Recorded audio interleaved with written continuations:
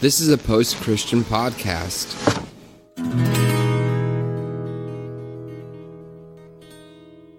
Welcome to the Revolution Church podcast. Hello and welcome to Revolution Meet Your Congregation. Me and Caleb, as always, are here talking to folks who listen online and or come in person.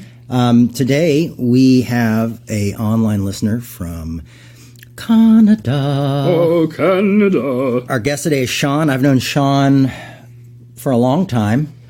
I've actually met did we meet in Canada? We did, yeah. Yeah, we met in Canada, and he's visited Revolution Atlanta. So, that's been a long time.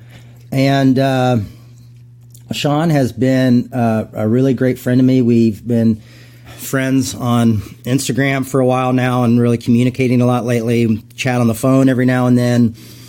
He's on Instagram as Queer Ex Pastor, and he has definitely been I know that he's not a believer in any traditional sense, but definitely been a very pastoral type, very caring human being, very loving human being, and has been an important encouragement to me. And it's hard sometimes when you're very introverted to open up to people. And Shawn is one of those people who just kind of, I don't even say pushes you to open up, but just kind of gets you to open up. Encourages you. Lovingly encourages you to open up, and even before the interview, checked up on me and Caleb and saw how we were doing. And man, I wish I had that kind of heart. I'll try to care more. So Shawn, welcome to Meet Your Congregation. Thanks. Yeah. So Shawn, you have quite an interesting story. Of course, please feel free to share as much or as little personal details as you'd like. But do you mind if I? Or why don't you just give us a brief history of your religious background and relationship with religion and the church? Sure. This is your podcast, so I'll make it brief, and then you can ask questions, and I'll find out what you're most hoping to hear. I grew up from the time I was 8. Well, when I was very young, I was in Burnaby, which is near Vancouver, BC, and parents were both radically saved in the Jesus People movement, and so we could talk about that. But then my mom and my brother and I moved to Lethbridge, Alberta, when I was 8 years old, and from that point on, we were part of a really toxic environment. Yeah, we went to a church that was kind of intense. I have used. I've been not sure if I should use the word. I have used the word cult before. One thing that's true about every church that's ever called a cult, none of them think they are one. Yeah, that's true.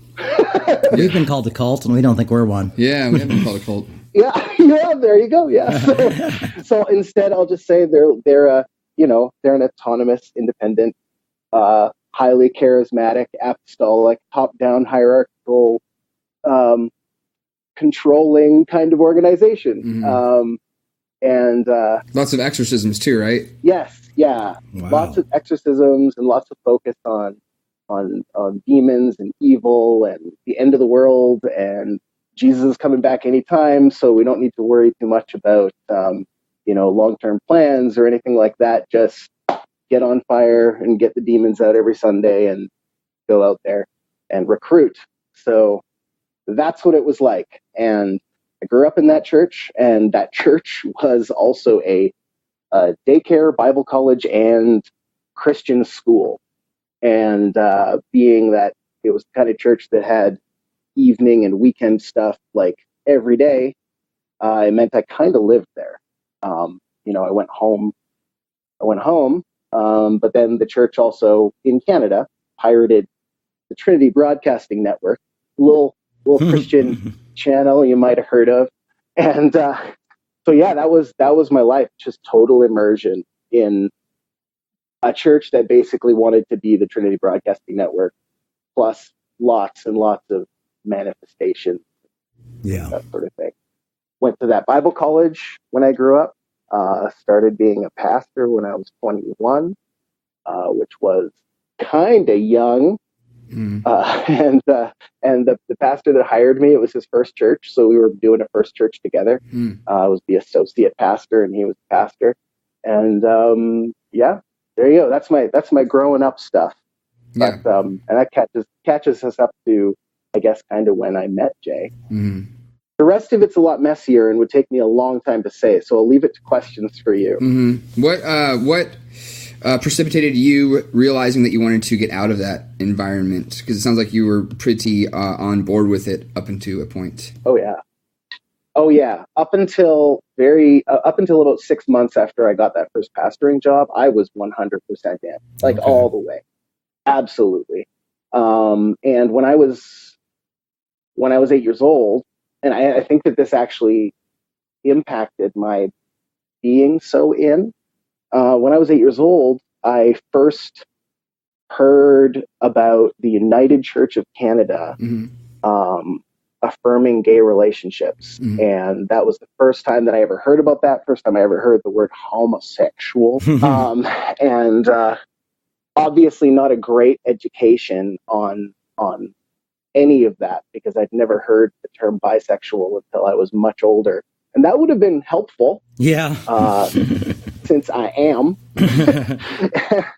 But when everything's suggested to you as a binary, and it's like the United Church is now affirming homosexual relationships, and that's evil and that's bad, and they probably have demons. I'm hearing, and I'm learning this at school, for goodness sake. They're teaching me this in school, and I'm learning, well, that means that I'm that bad, that I'm that bad thing, because you're explaining what this gay thing is. I don't think they would have even said gay, but you're explaining what this is, and that sounds like me as far as I can tell. I mean, I've never heard of this before, but I guess that means that I've got these demons. Yeah. So a lot of my life became extremely performative, just trying my absolute best to be the good guy and not this demonized individual that I learned that I was from what they said. And this is also the same time because they were all into TBN and stuff. Yeah. I mean, I got pumped into my home. This is also the time that, 1988 was an interesting year for Christian television. Yeah, it was. Yeah. So I also learned about sexuality through those stories of these great men of God that did all these things, and the framework that it was given to me was terrible. And but I also learned that these great men of God are the way that you're supposed to be. So I kind of fashioned my life after I'm going to be this heterosexual evangelist man.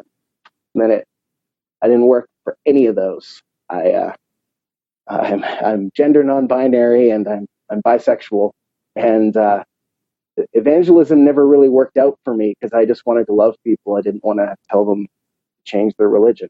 So you're right. But I did my darn best. Yeah. What happened in that 6 months that caused the change to shift? It wasn't just the 6 months. It was, I think the thing that changed was I became the pastor, and it was like, oh, this is where I get all my superpowers. Yeah.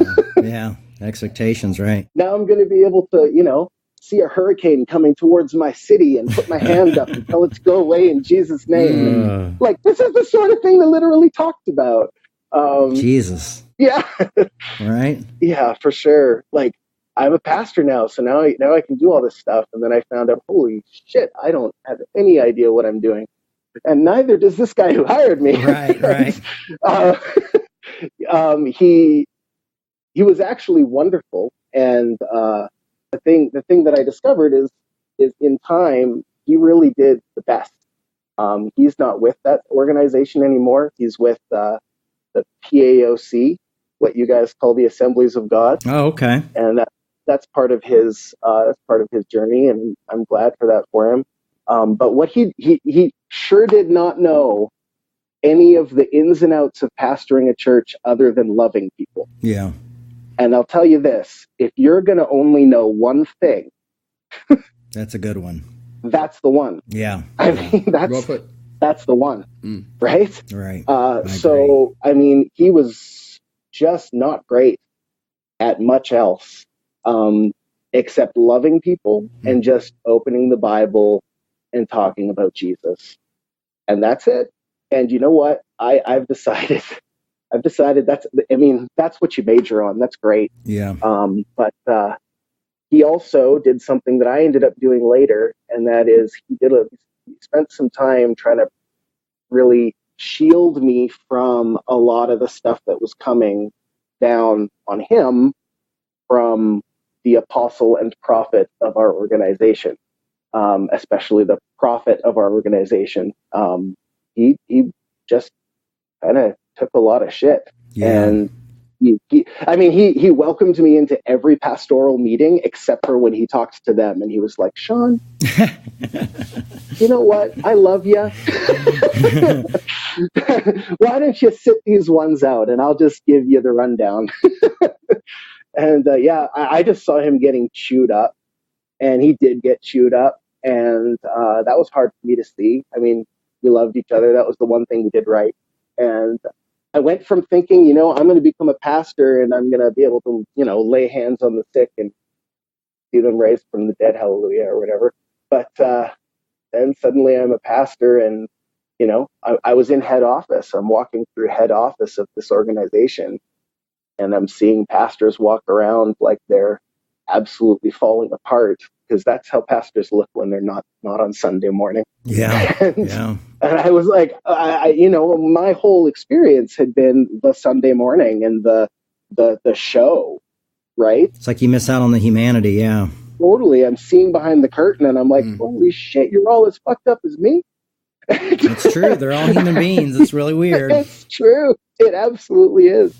And it just, I completely burnt out, because I basically tried to do Sunday morning 24/7, and you can do Sunday morning 24/7 if you do it like you did this morning. Right. Yeah. Just broken. Right. Like, if you're just being yourself and you're being real, you can do that. But if Sunday morning is a show, you have to turn that off. And I couldn't turn it off. But as soon as I turned it off, I realized, well, this is a show. I've been performing all along.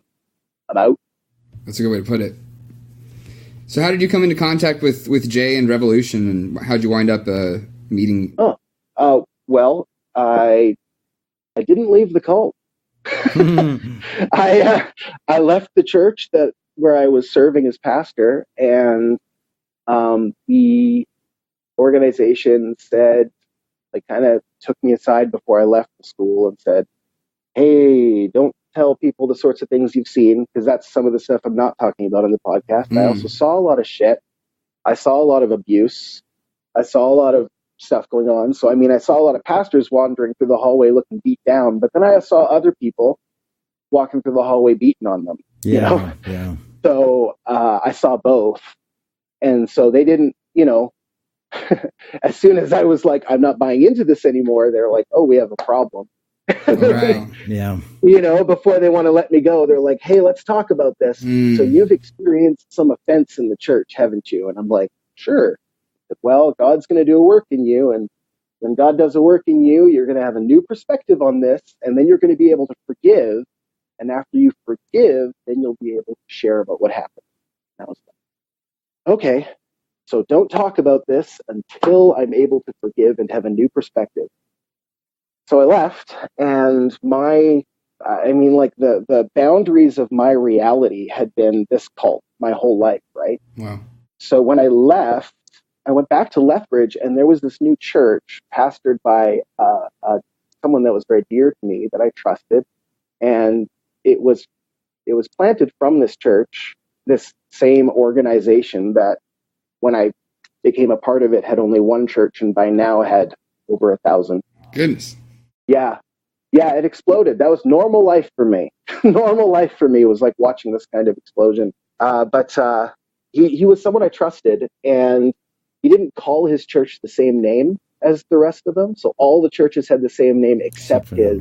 And they were intentionally doing church in a way that was kind of questioning a lot of those assumptions, but they were still part of the organization. So I was like, all right, I'll give this a try. Hmm.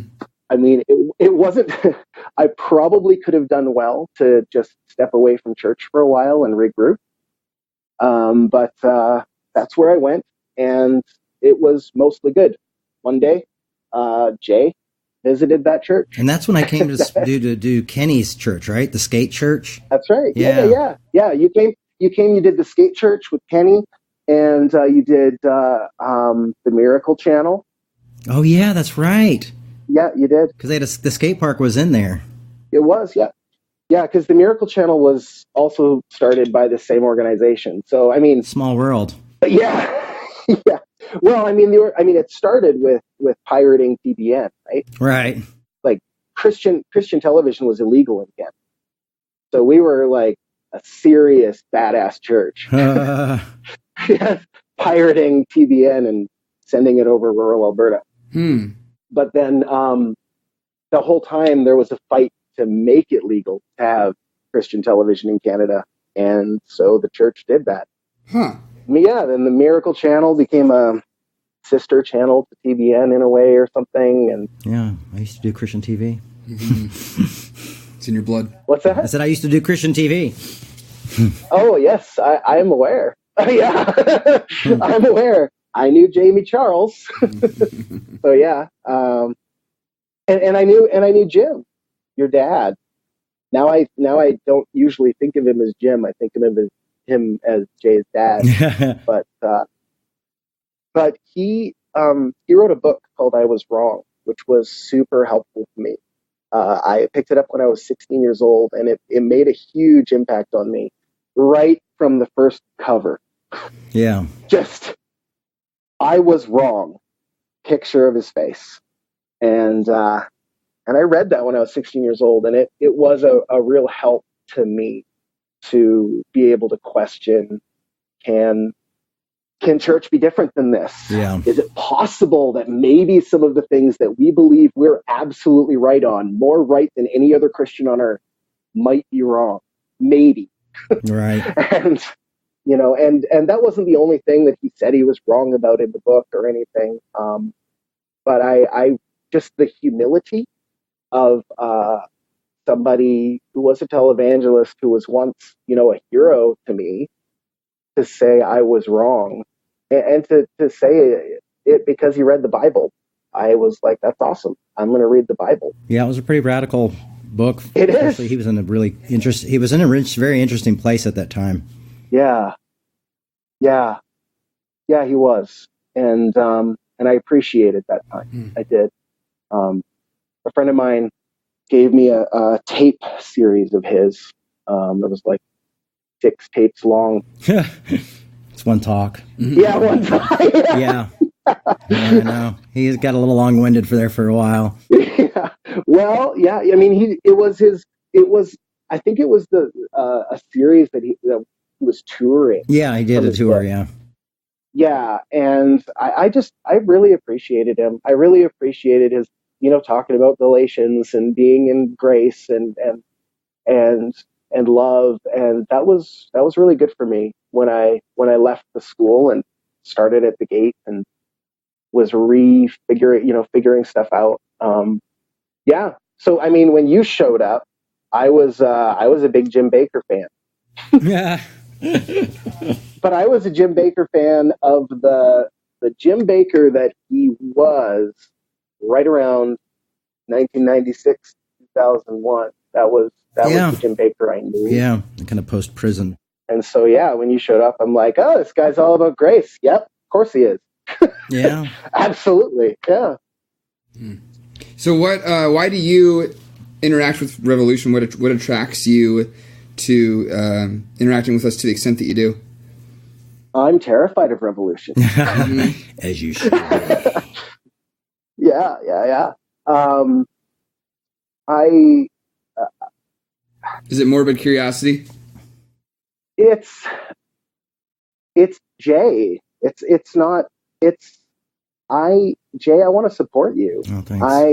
I want to support you. I want to know the things that matter to you, and these are the things that matter to you. This is your art, and this is your creation.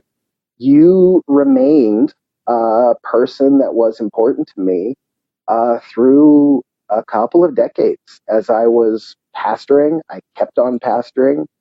The gate was a good place for me to land, but unfortunately, as soon as I started pastoring again, I was the guy protecting my congregation from the shit that was coming down. Right. And I mean, it was like resistance all the time. I was just constantly in resistance because we were trying to be a church of love and grace. That's really what we tried to be. Why I would stay in that organization is a different story for another time, I think. It's pretty complicated, but anyone who's been in ministry probably has some idea of how it's hard to leave sometimes. Yeah, especially big denominations. Yeah. Or small ones. Yeah, I mean, just ones that help take care of you, you know. I mean, they can be a pain in the ass, but they can also be a huge, you know, security blanket as well. Yeah. And there was also a piece of me that really believed that things could change. Yeah. And that's one of the things I've actually picked up again. I've begun to believe. I mean, I've already begun to see things change. I mean, the gate was making changes, and I mean, they were in resistance to a lot of stuff, and I was really proud of them at the time, and still am now. And I know they're not the only ones. I know that a lot of the stuff that goes down there isn't what everyone in the organization wants. And I know that there's a lot of people that just want to love people. I know there's a lot of people that just want to give grace. And but anyway, I did stay in it, and I was keeping an eye on you. And you were always either an encouragement or a thorn in my side. We started this. Anyway, we could talk about that if you ask me about it. I'll just leave that there. But you were always around. You were always around, either because I was intentionally looking you up, which was usually when things were going absolutely to shit. Yeah. That's when I'd be like, oh, what's Jay saying right now? That's nice. And but when things were going well for me, that's when other people would bring Jay up. I feel like. So have you heard of this Jay guy? You know, he does it this way. Like, oh, damn it. I do it completely unorganized, but people think there's some sort of secret plan. That is the secret plan. He did it this way by accident. Sure. Yeah, sure. The thing that came up is my partner and I started a ministry at the gate. It was an after-school drop-in program that just exploded with success immediately. And our whole idea was we just, I mean, quite simply, the building was just a block away from the Lethbridge's only bus station, or maybe they have two, I don't know. But I would see punk kids out there basically being told to leave from wherever they were. Just wherever they were, you have to leave this spot. And I thought, we're one block away, and it's the afternoon, and nobody's here. Why don't we just invite them here? So we did, and first week there were 75 kids, and they destroyed the bathrooms. And the pastor said, this building is a tool of ministry, and it just got used real well this week. That's cool. Yeah. So we fixed the bathrooms and invited them back. We had 85 kids. Wow. I mean, and Lethbridge is small. Yeah, it was very small. All it took was an invitation. Just come here. We got a local band to play. I hardly knew what punk rock was, but I was like, well, punks are into not having labels. So that means we can play any kind of music we want. I'm like, shoegaze, 75 punk. And like we didn't want to preach to them. We didn't want to make a service out of it. This was not supposed to be a youth group. This was just, we believe that Jesus loves these guys and gals and folks. Let's just open the doors and invite them in. And so, we kind of got swamped. My partner and I are like, look at all these people we could love. And we just told them we loved them. That's it. We said the after school special. That's what we called it. Yeah, we were real cool. Nice. Clever title. We said we do this. We do this for free because we believe that Jesus loves you, and so do we. That was it. That everything you just heard. That was the fullness of the formal part of the event. Well, that's actually, it doesn't sound too bad, actually. Yeah, and so right around that time, the Gate started preaching about how gay folks are in sin. And one person from the after school special, most of them never came to church. I mean, we ended up getting over 100 kids every week by the time it got really rolling. And most of them never came to church, but one person did. And they heard the preacher say that. And they were kind of upset about that, understandably. I mean, I was still not out, and I still thought that I was gay. I just thought I was just a gay person that was married to a woman and figuring that out. But right. So she came to me one afternoon after coming to the Gate, hearing that. She said, "Shawn, I just want you to know that there's Christians out there who don't believe this. There's Christians out there who think that we can love gay people and that they can be who they are and love who they love. Have you ever heard of Jay Baker?"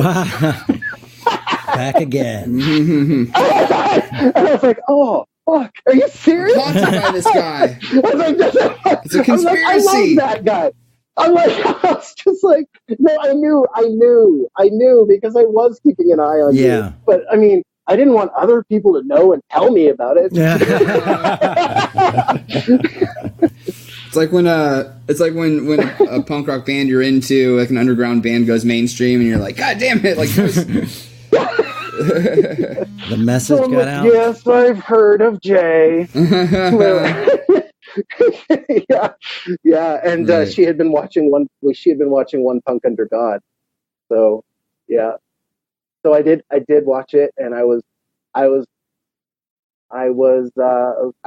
glad to see your face again. Oh, thanks. Well, hey, Shawn, we unfortunately we have to wrap this up pretty soon because we have another interview. But just real quick, in just like a minute or two, could you just tell us? We always close with the question. You know, what can we improve on? What can we do better? What can we do more of or less of? Or what would you like to see from Revolution as we keep growing? I have no advice. Okay. I want the two of you to be you and just keep on being you. I mean, so sweet. Yeah. Yeah, you're both people that read and think and consider and love, and you're doing the right stuff. That's what you do. Just do it. keep doing that. I mean, the moment that I think that you aren't being loving folks, I feel like I'm close enough to you now to be like, hey, how can we love better? Yeah, but, definitely. But I mean, other than that, just keep on doing it. I see you both have been growing in that. Just keep doing that. So yeah, we will try. And I'll keep trying to. I mean, I'm really trying to be there. Well, you are. I'm waiting for you to show up to the front door one day. Yeah, it'll happen. Yeah, probably. As long as we can keep being the thorn in your side. Yeah. No, you're not a thorn in my side. No, I know. It's just yeah, you're not a thorn in my side. You know that. just a needle in the side. Just not quite as big as a thorn. Here, this is what a thorn in the side is. You talked about scapegoating. I'll make this 30 seconds. Okay. You talked about scapegoating. That made me change. I have been owning that one, and today, or rather several months ago, way back in December of 2019, way back then, you talked about. I wrote it down. Don't let your boundary be hate. Yeah. Like, holy shit, man, that's awesome. That just blew my mind. I mean, or fear. That you didn't say that, but that's what I thought. I thought, you know what? I need, like, I want to make friends with those I was friends with before I left. I want to find those friendships again when they want them. But I don't want my boundaries with them to be, I'm scared of you. This is way more than 30 seconds. I was a preacher. Yes, you were. You still are. Yeah. No, you're right. I mean, we don't want to let the boundaries be fear or hate. I mean, that's just, I'm afraid of you or I hate you, you know? Yeah. But if we love ourselves, if we love ourselves, then our boundary becomes, no, this is my boundary because I love myself. Exactly. And I can still love you up until I'm no longer loving myself. Oh, that's good. That's really well put. That is love that. so fucking good. That's amazing. Well, that's good to hear. So, like, that's great stuff. Sometime when we're chatting on the phone, I'm going to tell you how I've already been doing that since way back then in December of 2019. And happy holidays to you both. Thank you. Merry Christmas. And we'll talk. We'll talk again. Yeah, thanks, we'll talk buddy. very soon, for sure. All right, Shawn. Love you, man. Bye-bye. Bye. Bye. Hi, this is Caleb with Post-Christian Podcasting. If you're a fan of Revolution Church Podcast, you'll probably also like our brand new show, Loosen the Bible Belt. Here's a quick clip of co-hosts, our own Jay Baker and comic Kristen Becker, interviewing Derek Webb of renowned Christian music fame. Check it out. Can I get an amen? Amen!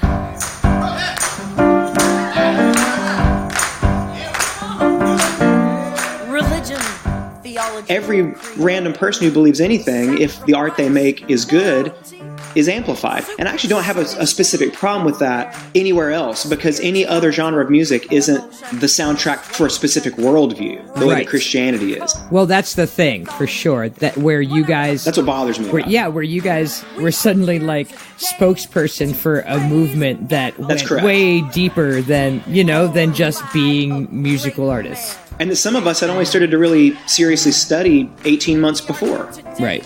Which means we were really not qualified to have that position or have that voice. A God, a medical monopoly over all patients in Pilate's war. Good God Almighty! I want you to...